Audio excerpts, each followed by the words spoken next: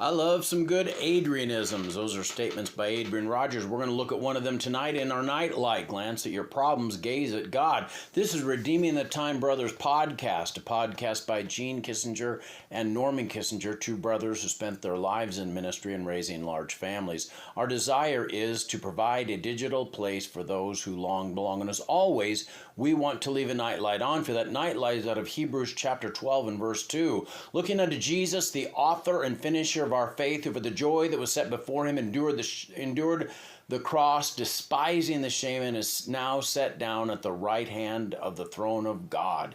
Hebrews 12:2. Adrian Rogers once said, "Glance at your problems, but gaze at God." The words have been rolling around in my mind lately, especially during these busy days when problems seem to multiply faster than I can count them.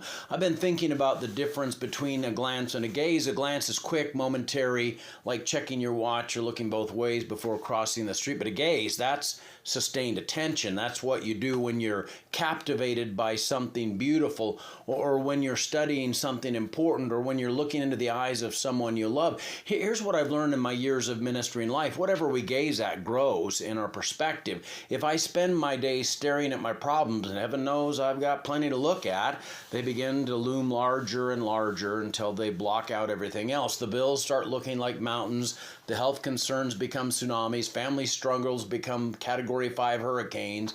But then I shift my gaze to God. Something profound happens. Not that my problems disappear. They're still there, still real, still need attention, but they shrink down to their proper size when measured against the vastness of God's power and the depth of his love and the certainty of his promises. I think about Peter walking on water. As soon as he kept his eyes, as long as he kept his eyes on Jesus, he was doing the impossible. But the moment he shifted his gaze to the storm around him, down he went. The waves didn't get bigger. Peter just stopped looking at the one who was bigger than the waves. David understood this principle in Psalms 121, verse 1 and 2. He declared, "I will lift up mine eyes unto the hills, from whence cometh my help. My help cometh from the Lord, which made heaven and earth." David deliberately lifted his gaze above his circumstances to focus on the source of his strength. So, glance at your problems, acknowledge them, be realistic about what you're facing, but don't set up camp there. Don't build a house in that place of worry and fear. Instead, turn your gaze to the God who spoke galaxies into existence, who holds your tomorrows in his hands, who promises never to leave you or forsake you. Father, forgive me for the times I've gotten so focused on my problems that I've forgotten to look at you.